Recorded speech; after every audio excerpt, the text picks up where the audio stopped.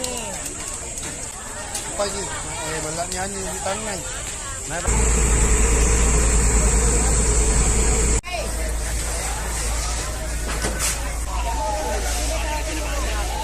Pak dikatakan kuku besok aja kalau anu tak ada.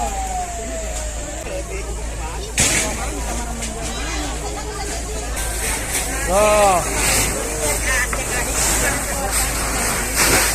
Good.